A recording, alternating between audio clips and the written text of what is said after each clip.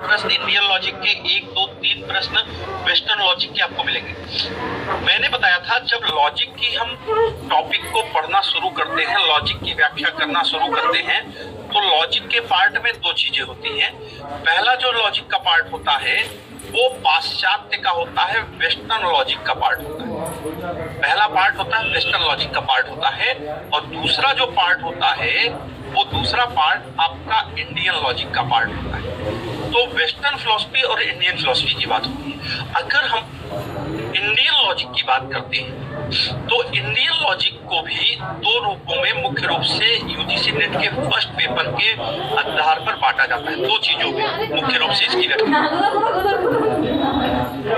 तो जो Indian logic है इसमें सबसे पहले हमने कल जो चर्चा पर चर्चा की थी प्रमाण की चर्चा पर चर्चा कल हमने अपने सिस्टमैटिक बैच ऐप में जो हमारी क्लास चल रही है प्रतिदिन एप्लीकेशन पे 5 से 6 घंटे की क्लास प्रतिदिन हो रही है। 999 रुपए मात्र फीस है, और इसमें 5 से 6 टीचर मिल करके 10 के 10 यूनिट का पार्ट आपका कवर कर रहे हैं। 1 साल की वैलिडिटी है। ये सब आपको मैंने कल एप्लीकेशन पे बता रखा है। एप्लीकेशन पे कितने प्रमाण बताए थे, जल्दी जल्दी सारे बच्चे रिप्लाई करके बताएंगे। एप्लीकेशन पे कितने प्रमाण बताए थे और क्या क्या नाम थे। हम पहले प्रमाणों की एक बार बैक टू पवेलियन की चर्चा कर लेते हैं, ठीक है। तो प्रमाणों की जब हम चर्चा करते हैं तो कल मैंने एप्लीकेशन पे आपको बताया था प्रत्यक्ष प्रमाण। सबसे पहला प्रमाण कौन सा होता है? प्रत्यक्ष प्रमाण होता है। प्रत्यक्ष के बाद दूसरा प्रमाण होता है कौन सा? अनुमान प्रमाण होता है। अनुमान के बाद तीसरा प्रमाण कौन सा? शब्द प्रमाण होता है। शब्द के बाद चौथा प्रमाण कौन सा? उपमान प्रमाण होता है। उपमान प्रमाण के बाद फिर अगला प्रमाण अनुपलब्धि होती है, और अनुपलब्धि के बाद अगले प्रमाण पर हम जब चर्चा करते हैं तो अगला प्रमाण होता है अर्थापत्ति। तो देखिए ये हमारे 6 प्रमाण हैं। इन 6 प्रमाणों की, ठीक है, हमने चर्चा पर चर्चा कर ली। 6 प्रमाण हमने पढ़ लिए। आज हम इंडियन फिलॉसफी का, इंडियन लॉजिक का जो दूसरा पार्ट है, उस दूसरे पार्ट को हम बोलते हैं क्या? उस दूसरे पार्ट को हम बोलते हैं हेत्वाभास, ठीक है। इस दूसरे पार्ट को हम बोलते हैं क्या? हेत्वाभास बोलते हैं। देखिए जब हम हेत्वाभास की चर्चा पर चर्चा करते हैं तो सबसे पहले कभी भी परीक्षा में अगर आपको कोई भी शब्द ना समझ में आता हो, परीक्षा में किसी भी शब्द में अगर आपको समस्या होती है दोस्तों, तो पहला कार्य आपको जानते हैं क्या होना चाहिए? इसका संधि विच्छेद कर लेना चाहिए। तो इसका सब संधि विच्छेद करते हैं तो हेतु धन आभास। जब आप हेतु धन आभास की बात करते हैं तो हेतु और आभास से मिलकर के बनता है क्या? हेत्वाभास। हेतु का मतलब क्या होता है? कारण। और आभास से तात्पर्य क्या है? आभास से तात्पर्य आभासी होता है। अब आपने एक शब्द सुन रखा होगा रिसर्च में या कहीं भी कम्युनिकेशन में या टीचिंग में, कहीं भी आपने एक शब्द सुन रखा होगा। मैंने आपको एक शब्द बता रखा है जिसको हम कहते हैं कार्य कारण संबंध। जी हाँ, इसको हम कहते हैं क्या? कार्य कारण संबंध। कार्य कारण संबंध क्या? प्रत्येक कार्य का कोई ना कोई कारण अवश्य होता है, और प्रत्येक कारण जो होता है उससे कोई ना कोई कार्य अवश्य उत्पन्न होता है। फिर सुन लीजिए, प्रत्येक कार्य का कोई ना कोई कारण अवश्य होता है। तो जैसे मेरे कारण, मेरा जो कारण है वो मेरे माता पिता है, तो मेरे माता पिता मेरे कारण हो जाएंगे और मैं उनका कार्य हो जाऊंगा। अगर मेरे और मेरे पुत्र के दृष्टिकोण से आप देखेंगे तो मैं अपने पुत्र का कारण होऊंगा और मेरा पुत्र जो है वो मेरा कार्य हो जाएगा। तो कार्य कारण संबंध की प्रक्रिया चलती रहती है।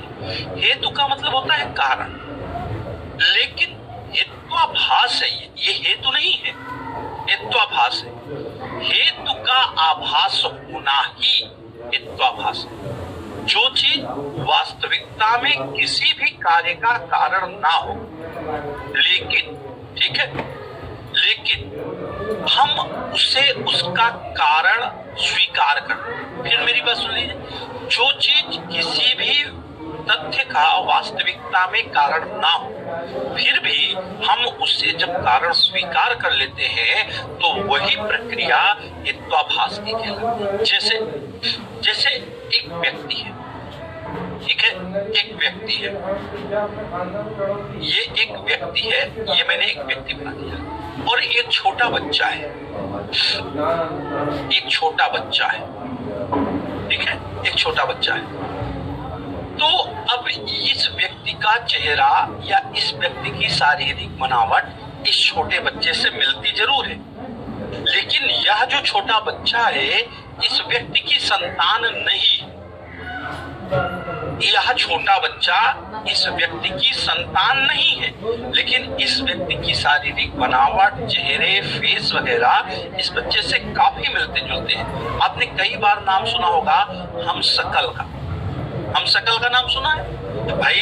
आपने देखा होगा शाहरुख खान के हमशक्ल अभी मिल जाता है, कभी कभी सलमान खान का हमशक्ल मिल जाता है, कभी किसी एक्टर एक्ट्रेस का, कभी सचिन तेंदुलकर, बहुत कभी हमारे मुख्यमंत्री जी माननीय योगी आदित्यनाथ जी का कोई भी हमशक्ल या गेटअपधारी मिल जाता है।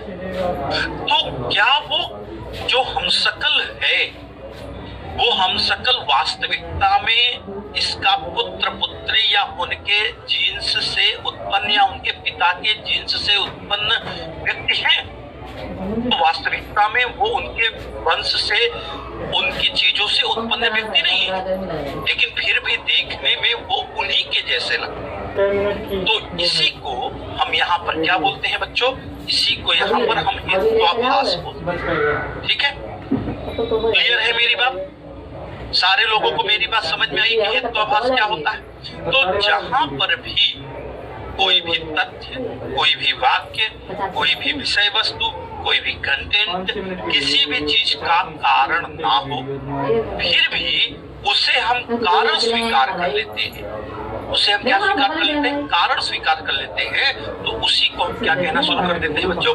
हेत्वाभास कहना शुरू कर देते हैं। जितने लोगों को हेत्वाभास समझ में आ गया है वो लोग मुझे रिप्लाई करके बता दें, हेत्वाभास सबको समझ में आएगा।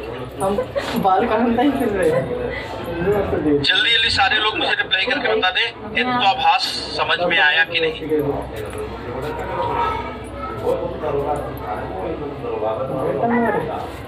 हेत्वाभास सबको समझ में आ गया है? ठीक है। अब जो ये हेत्वाभास होता है बच्चों, जिस प्रकार मैंने यहाँ पर अभी आपको प्रमाण बताया था, प्रमाण के प्रकार बताया था, ठीक है, ठीक है, प्रमाण बताया था। प्रमाण कितने होते हैं? प्रमाण के प्रकार प्रत्यक्ष, अनुमान, शब्द, उपमान, अनुपलब्धि और अर्थापत्ति होता है। तो ये आपके क्या है? ये प्रमाण के प्रकार है, टाइप्स ऑफ प्रमाण है।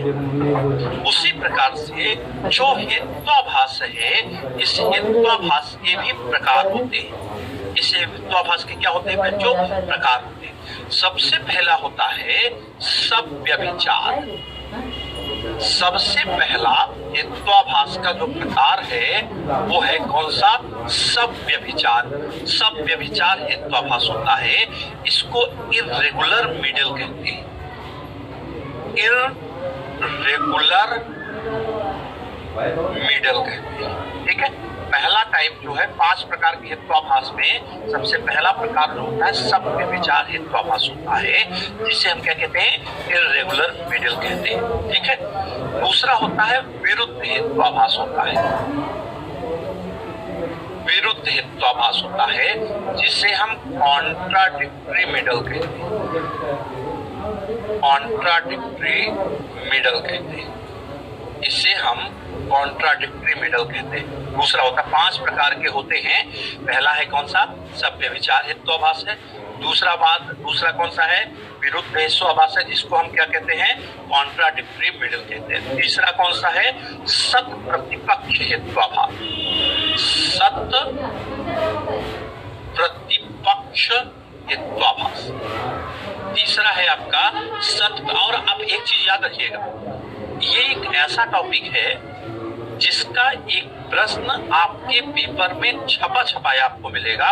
मतलब आप उठा के देख लेना, आप में से जितने लोगों ने एग्जाम दिया होगा या जितने लोगों ने नहीं भी दिया होगा वो सॉल्व पेपर में अगर उठा के देखेंगे तो एक प्रश्न आपको इससे बिल्कुल मिल जाएगा। ठीक है, एक प्रश्न इससे बिल्कुल मिल जाएगा, तो इसका बहुत अच्छे से आप पढ़ना है। इनफेरेंटली कॉन्ट्राडिक्टेड, इनफेरेंटली कॉन्ट्राडिक्टेड, जिसको हम कहते हैं क्या, सत्य प्रतिपक्ष हेतुभास कहते हैं। असिद्ध हेत्वाभास अनप्रूव्ड मिडल होता है। असिद्ध हेत्वाभास अनप्रूव्ड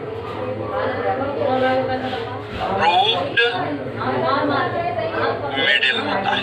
ठीक है, जिसे हम क्या कहते हैं, असिद्ध हेत्वाभास कहते हैं। और लास्ट में है बाधित हेत्वाभास, जिसको नॉन इनफेरेंटली मिडिल कहते हैं। बाधित हेत्वाभास जिसको हम नॉन इनफेरेंटली मिडिल कहते हैं। देखिए, हेत्वाभास के जो प्रकार होते हैं ये 5 होते हैं। इतनी बात सबको समझ में आई? इतनी बात सबको समझ में आई? हेत्वाभास क्या है? तो जो चीज वास्तविकता में किसी कार्य का कारण ना हो, किसी वाक्य का कारण ना हो, किसी तथ्य का कारण ना हो, किसी विषय वस्तु का कारण ना हो, फिर भी जब हम उसे कारण स्वीकार कर लेते हैं तो वो हेत्वाभास हो जाता है। देखने में वो हम शकल जैसा होता है, वो बहु होता है, लेकिन वह वास्तविकता नहीं होता। ठीक है, तो इसके आधार पर जो हेत्वाभास है वो कितने प्रकार के होते हैं? 5 प्रकार के।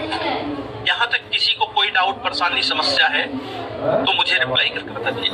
नेट के फर्स्ट पेपर जब आप लॉजिक पढ़ने जाएंगे तो मैंने आपको बताया लॉजिक का 2 पार्ट होता है, एक वेस्टर्न लॉजिक का पार्ट होता है, एक इंडियन लॉजिक का पार्ट होता है। तो जो वेस्टर्न लॉजिक है वो आसान है, लेकिन जो इंडियन लॉजिक है वो थोड़ा सा टफ है। और उसी इंडियन लॉजिक का एक पार्ट आपके पास हेत्वाभास है। कल मैंने आपको प्रमाण बताया था कि हेत्वाभास बता रहा है। हेत्वाभास में सबसे पहले सभ्य विचार हेत्वाभास है। ठीक है, किसी को कोई डाउट, परेशानी, समस्या है तो मुझे रिप्लाई करके बता दीजिए। जो सभ्य विचार हेत्वाभास है वो 2 प्रकार का होता है। जो आपका सबसे पहला कौन सा है? सभ्य विचार हेत्वाभास। सभ्य विचार हेत्वाभास जो है बच्चों, ये आपका होता है 2 प्रकार। एक जिसे हम कहते हैं साधारण सभ्य विचार हेत्वाभास है, और दूसरा हम जिसे कहते हैं असाधारण सभ्य विचार हेत्वाभास है। ये 2 प्रकार का होता है। ठीक है, साधारण सभ्य विचार हेत्वाभास है, ठीक है, और असाधारण सभ्य विचार हेत्वाभास है। ये 2 प्रकार के होते हैं। 2 प्रकार में क्या? अब देखिए, आप लोगों ने बहुत सारा एग्जाम दिया है कि नहीं? पहले मतलब नेट की परीक्षा के पहले भी बहुत सारा एग्जाम दिया है कि नहीं दिया है?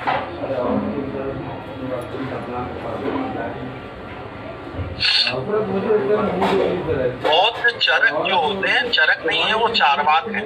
बौद्ध और चारवाक और जैन दर्शन की भारतीय दार्शनिक परंपरा में 2 प्रकार के दर्शन होते हैं। एक दर्शन होता है आस्तिक और एक दर्शन होता है नास्तिक। जो वेदों को माने, वेदों की प्रामाणिकता को माने, वो आस्तिक, और जो वेदों को ना माने, वेदों की प्रामाणिकता को ना माने, वो नास्तिक।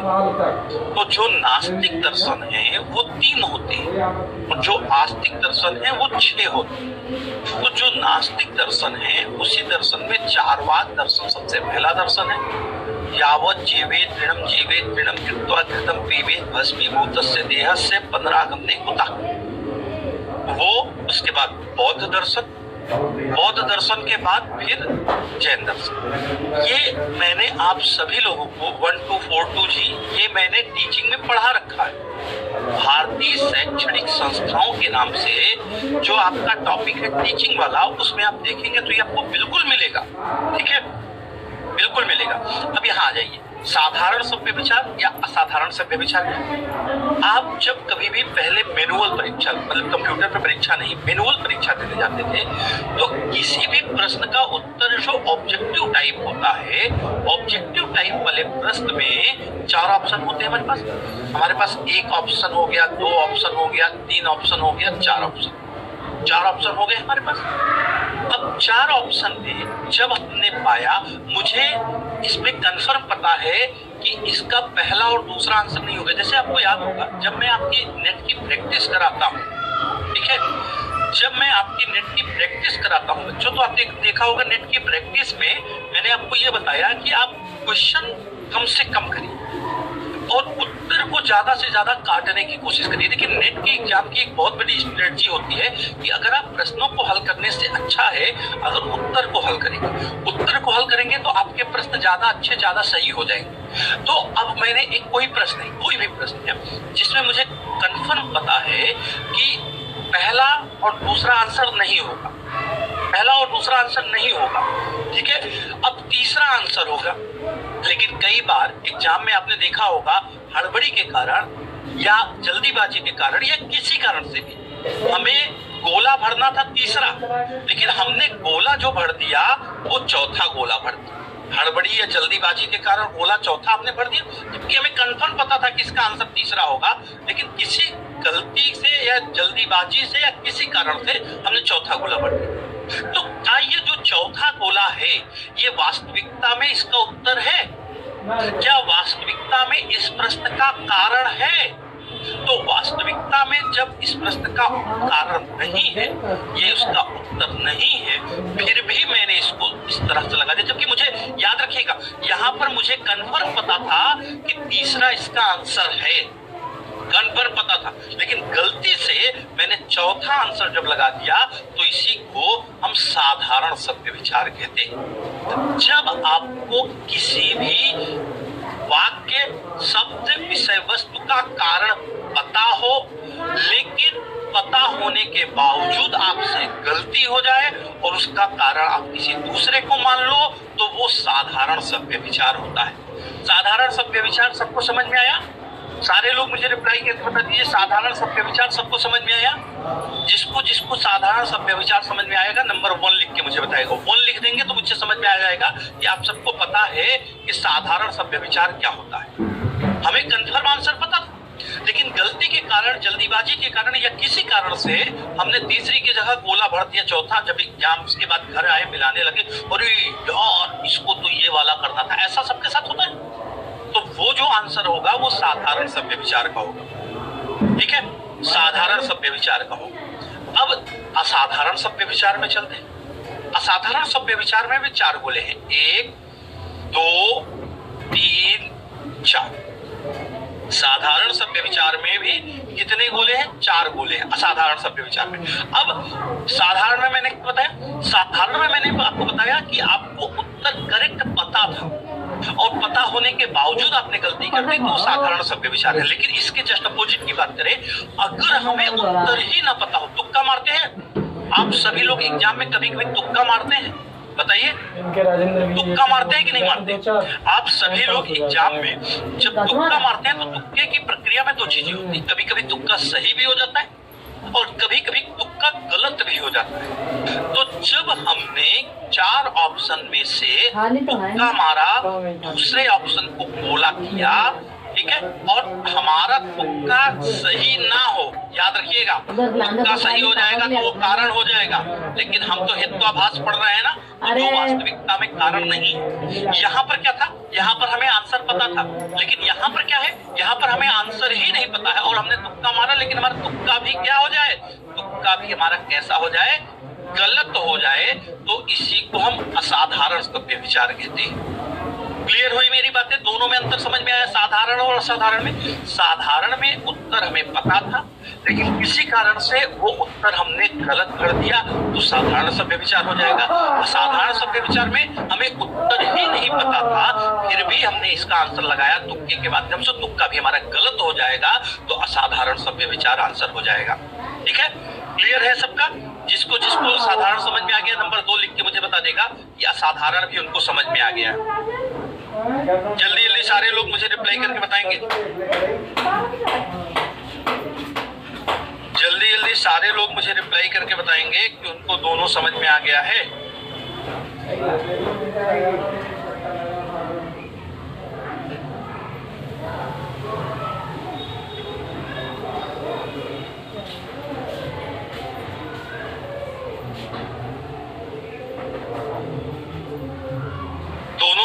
अभी सबको समझ में आ गया है?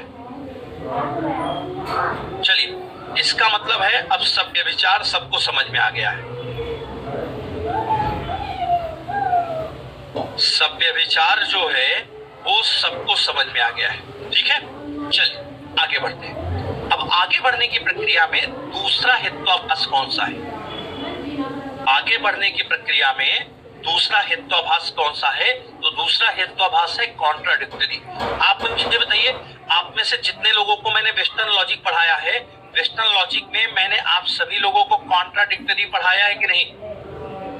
वेस्टर्न लॉजिक में मैंने आप सभी लोग, जल्दी से रिप्लाई करेंगे, मैंने आप सभी लोगों को कॉन्ट्राडिक्टरी पढ़ाया है कि नहीं? हाँ या ना? हाँ या ना? कॉन्ट्राडिक्टरी पढ़ाया है कि नहीं? हाँ या ना?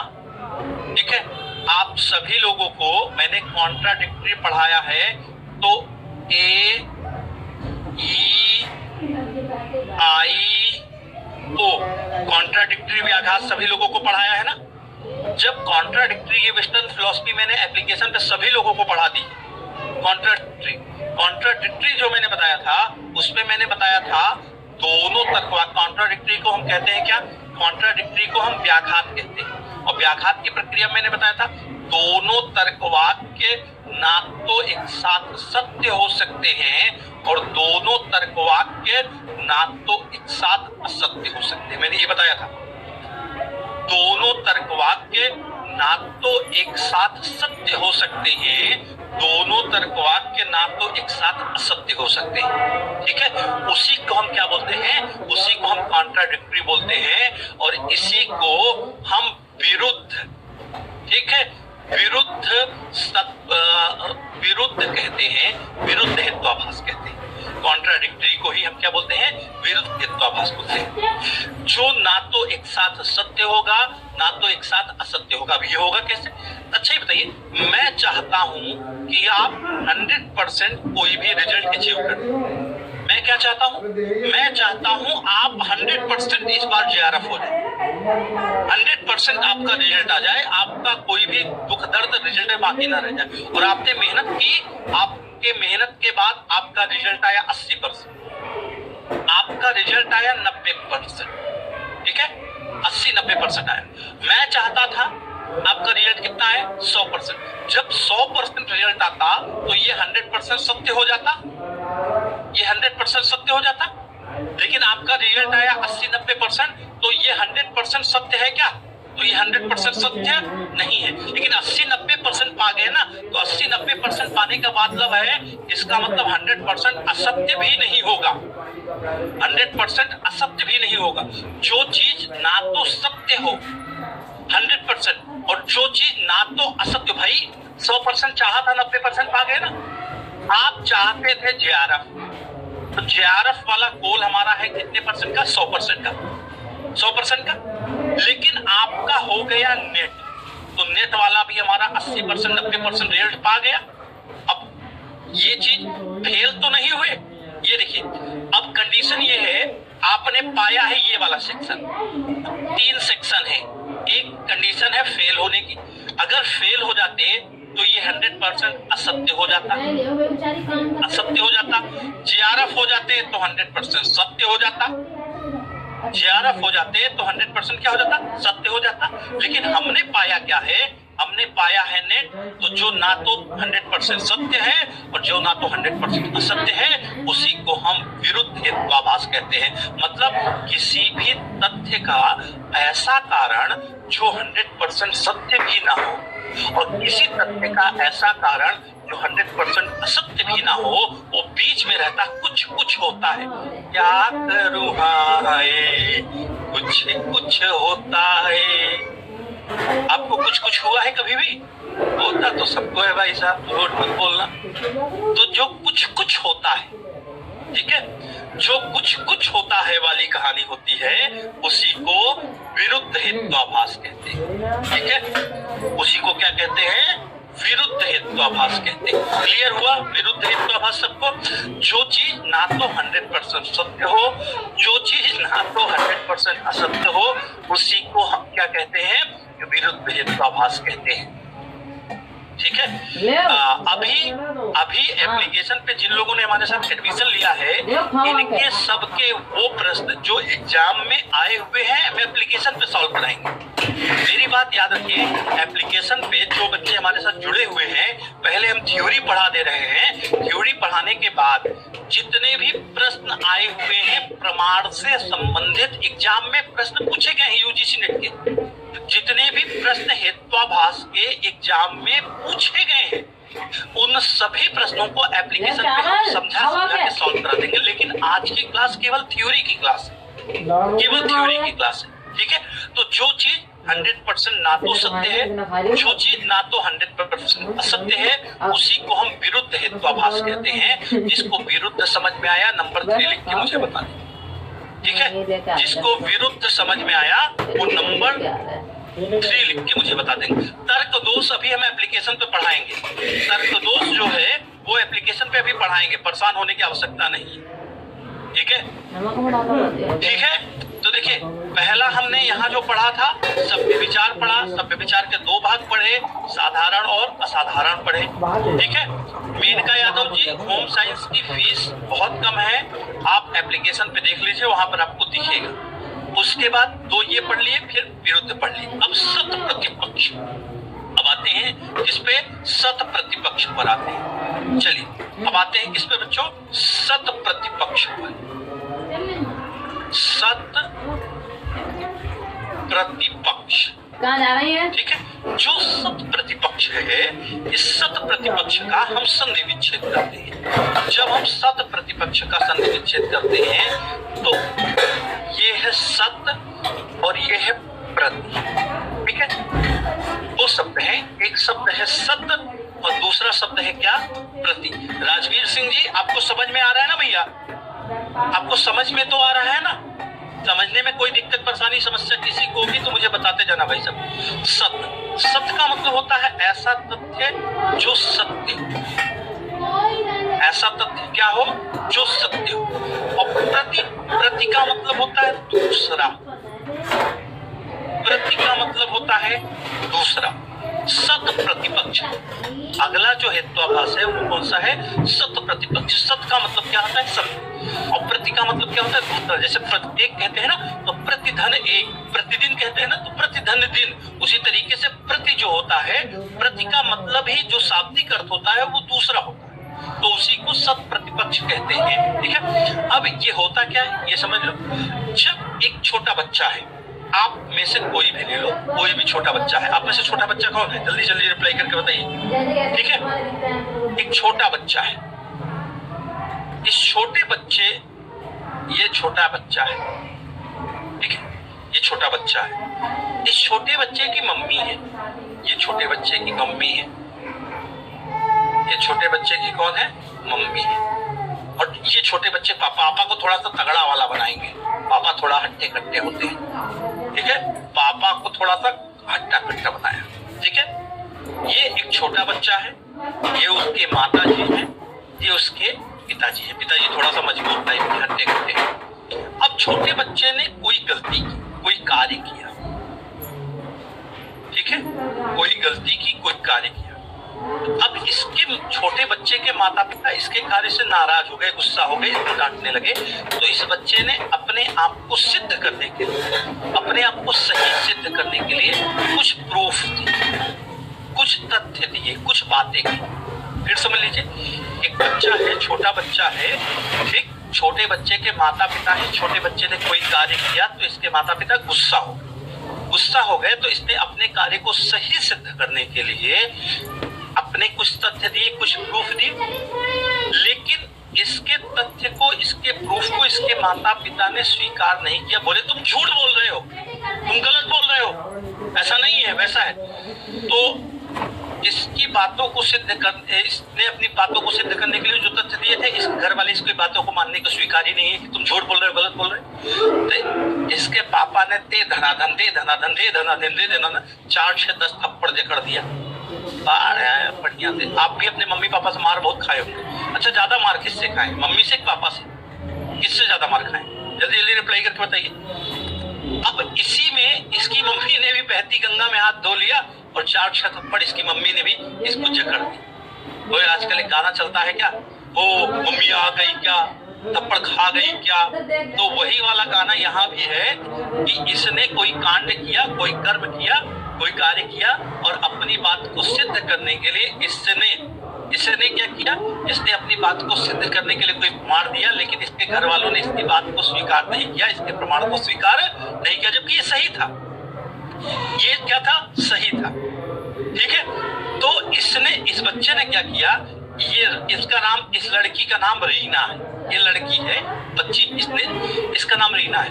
तो इस लड़की ने अपनी सहेली जो मोना थी उसको बुलवाया, कहा अच्छा मेरी बात नहीं सुन रहे हो, मम्मी पापा से बोला मेरी बात नहीं सुन रहे हो, ठीक है चलो मोना को बुला लो, मोना से पूछ लो मैं सही बोल। तो ये है मोना, ये कौन है, मोना। तो इस मोना ने आकर इनके मम्मी पापा से कहा हाँ हाँ ये रीना जो कह रही है वो सही कह रही है। तो इसके मम्मी पापा ने अपनी बिटिया की बात ना सुन करके जब दूसरे किसी के सत्यता के आधार पर इसको सत्य स्वीकार कर लिया। देखो यहाँ क्या है, सत्य का मतलब सत्य, लेकिन सत्य जो होता है वो आपके द्वारा स्वीकार ना कराया जाए, बल्कि प्रति का मतलब होता है दूसरा, किसी दूसरे व्यक्ति के द्वारा वही सत्य स्वीकार कराया जाए तो उसी को सत प्रतिपक्ष हेत्वाभास कहा जाता है। ठीक है, उसी को क्या कहा जाता है, उसी को सत प्रतिपक्ष हेत्वाभास कहा जाता है। ठीक है, अनुराधा पांडे जी, इसके पहले की जो क्लास हुई है वो सारी एप्लीकेशन पे है, वो सारी क्लास एप्लीकेशन पे है।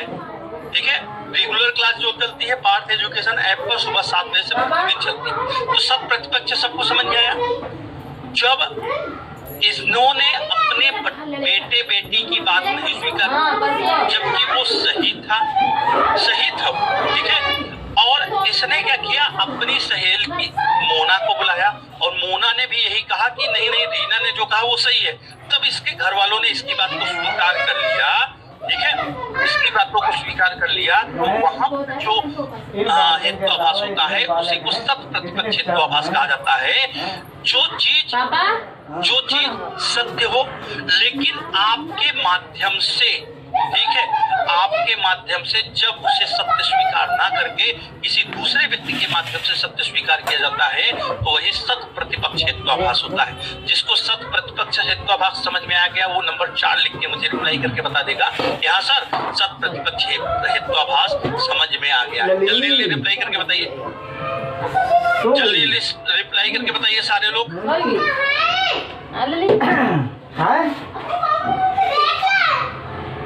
जल्दी जल्दी नंबर 4 लिख के हेत्वाभास लिख के बताइए।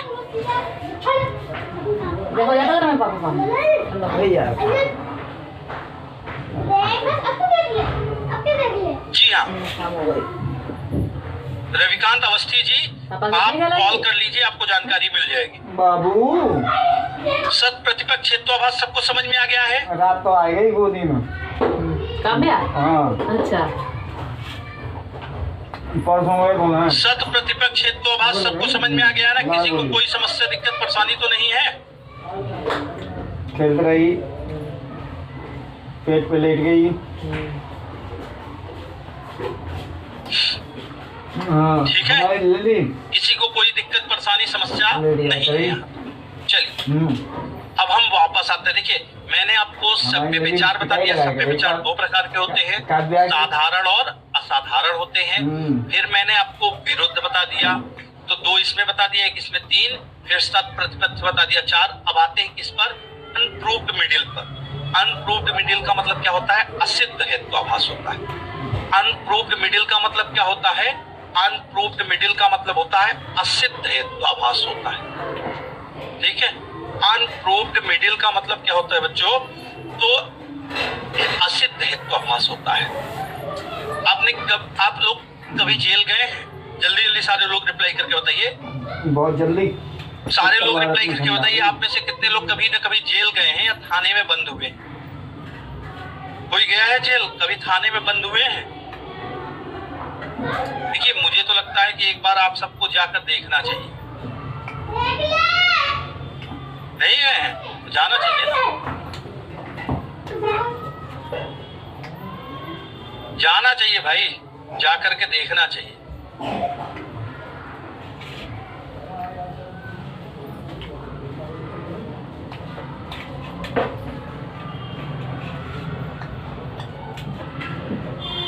नहीं जाना चाहिए कि नहीं जाना चाहिए?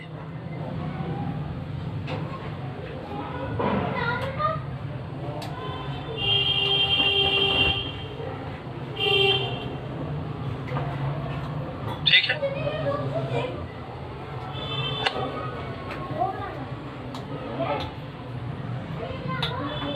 देखिए मुझे तो लगता है जीवन में हर चीज का आनंद लेना चाहिए।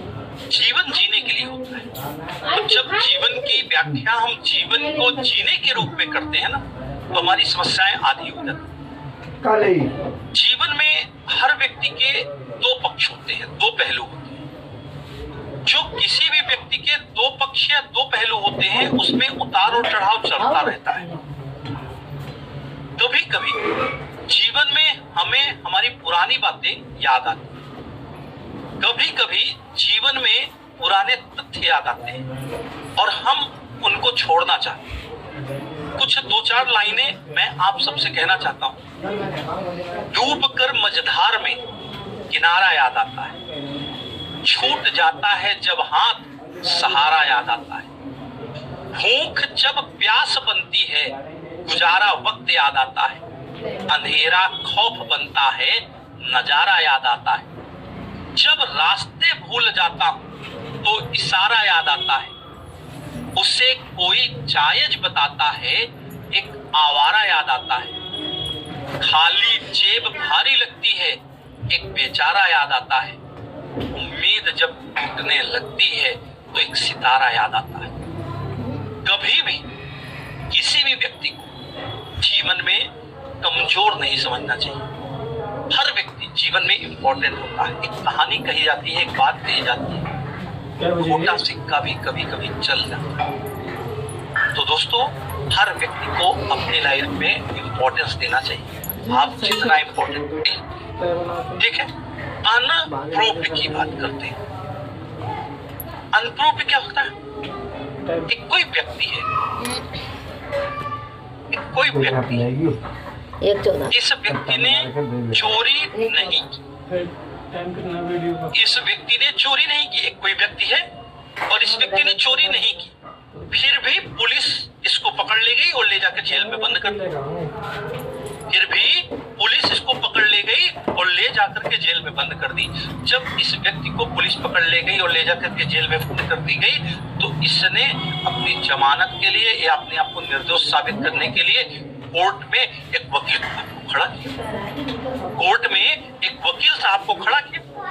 अब इस वकील साहब ने कुछ तर्क दिए कि भैया इसने चोरी नहीं की है, लेकिन वकील साहब के तर्कों से यह सिद्ध नहीं हो पाया कि इसने चोरी नहीं की, जबकि वास्तविकता में यह चोर नहीं है, यह चोर नहीं है। लेकिन वकील साहब ने जो बात कही, जो तथ्य कही, जो कंटेंट कहे, जो तर्क कहे, उस तर्क के माध्यम से, कंटेंट के माध्यम से यह सिद्ध नहीं हो पाया। तो जब कोई भी तर्क, कथन, वाक्य, कंटेंट सिद्ध ना हो पाए उस तथ्यों के माध्यम से, तो वो असिद्ध हेतुआभास होता है। वास्तविकता में ये चोर तो है नहीं, लेकिन फिर भी पुलिस इसे पकड़ ले गई। फिर भी पुलिस इसे जब पकड़ ले गई तो कोर्ट में इन साहब ने अपने पक्ष में एक वकील साहब को खड़ा किया। वकील साहब ने अपने तर्कों से सिद्ध करने का प्रयास किया, ये चोर तो है नहीं, लेकिन कोर्ट ने वकील साहब के तर्कों को स्वीकार नहीं किया और यह सिद्ध नहीं हो पाया कि यह चोर नहीं है।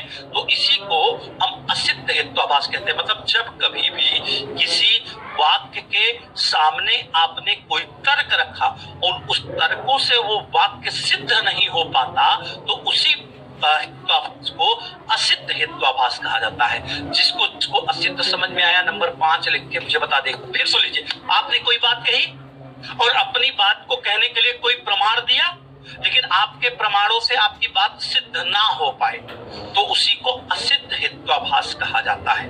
ठीक है, उसी को क्या कहा जाता है? असिद्ध हेतुआभास कहा जाता है। ठीक है, क्लियर हुई सबको असिद्ध हेतुआभास की बात? बताइए सभी लोगों को क्लियर हुई असिद्ध हेत्वाभास की बात? किसी को कोई समस्या, दिक्कत, परेशानी? भाई आपने अपनी बात रखने के लिए कई प्रमाण दिया, लेकिन आपके प्रमाण से आपकी बात सिद्ध ना हो पाए तो वही जो हेत्वाभास होता है उसी हेत्वाभास को असिद्ध हेत्वाभास कहा जाता है। क्लियर है सभी का?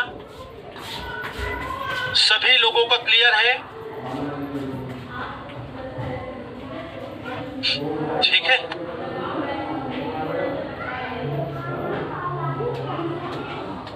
ठीक है। चलिए अब अंतिम वाले पर आते हैं।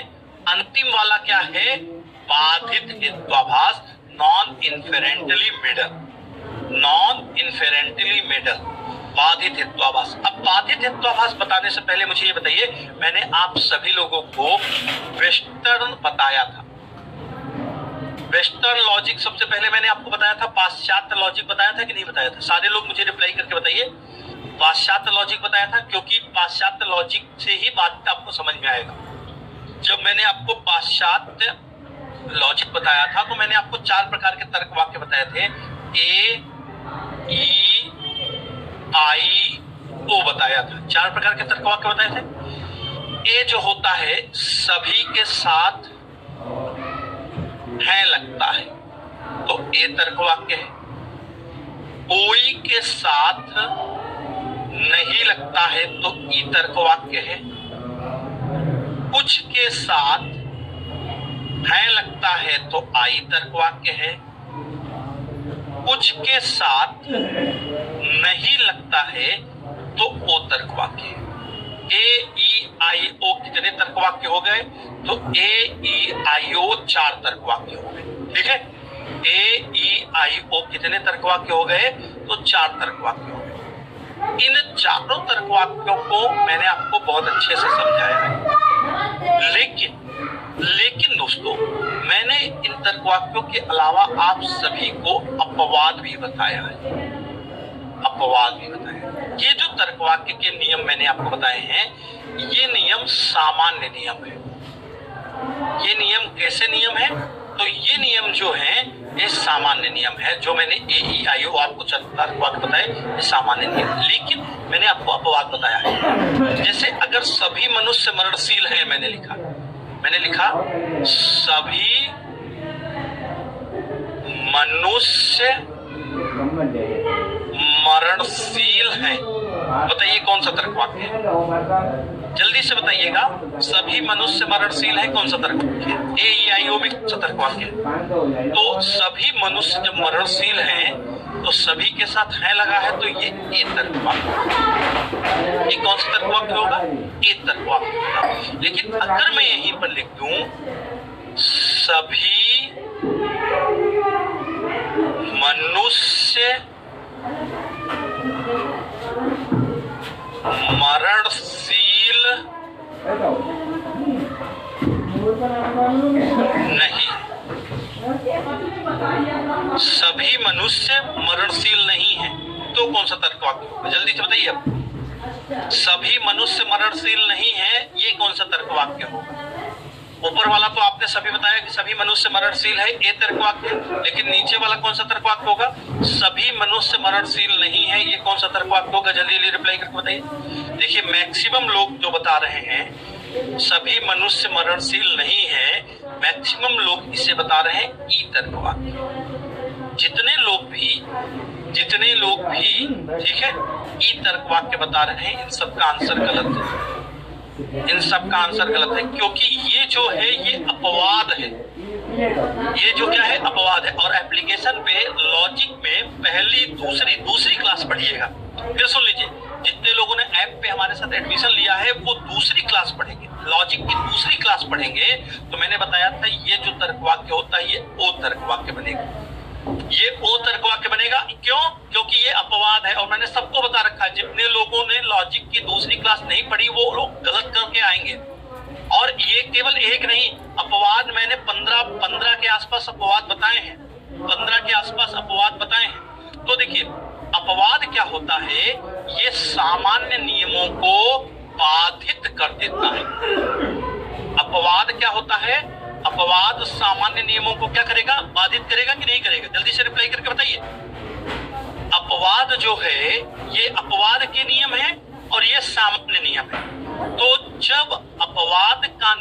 सामान्य नियमों को कार्य करने से रोक देता है, तो उसी को बाधित हेत्वाभास कहा जाता है। आज समझ में आई? जब अपवाद का नियम सामान्य नियमों को कार्य करने से रोक देता है, तो वो जो होता है उसे हम कौन सा कहते हैं? उसे हम बाधित हेत्वाभास कहते हैं। उसे हम कौन सा हेत्वाभास कहते हैं बच्चों? तो उसे हम बाधित हेत्वाभास कहते हैं। क्लियर है? सारे लोग मुझे रिप्लाई करके बताएंगे क्लियर है?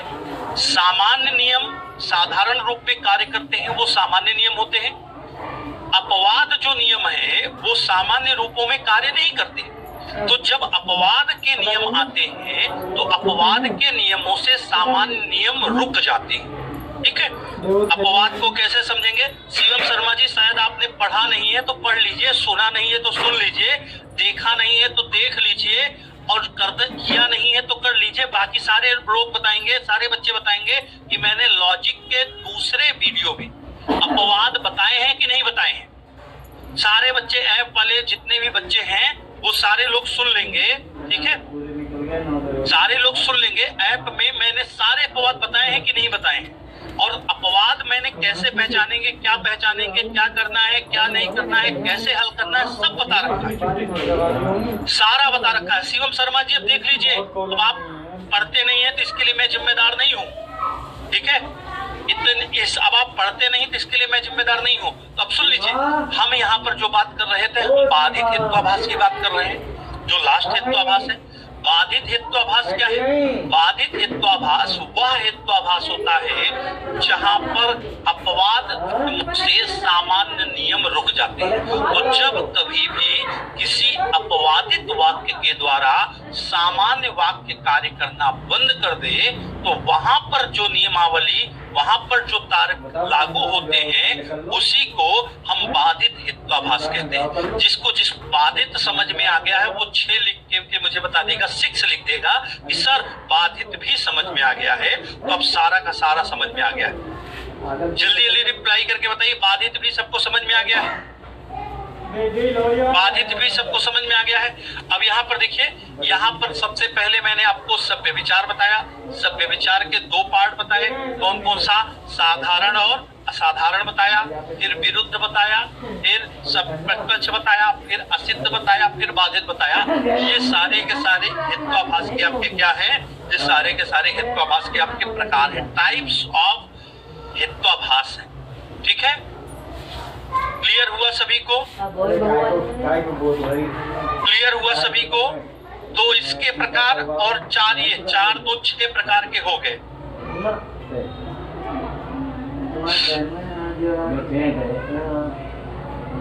ठीक है,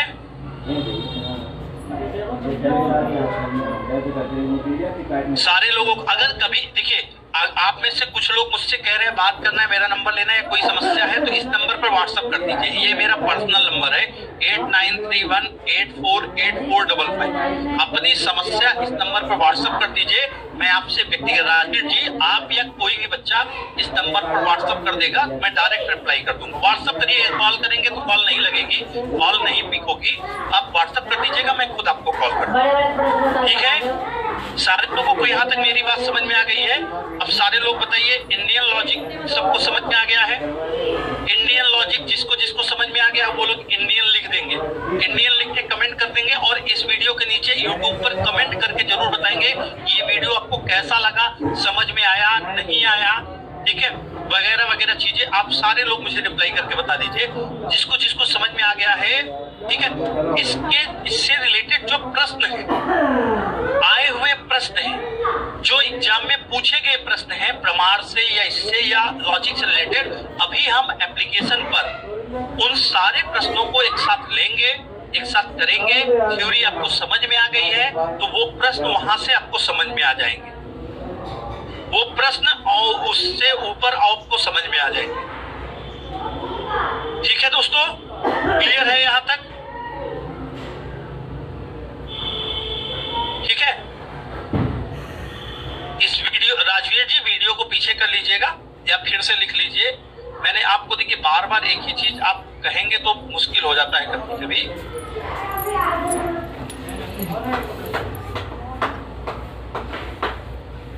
लीजिए राजवीर जी, क्लियर है बच्चों?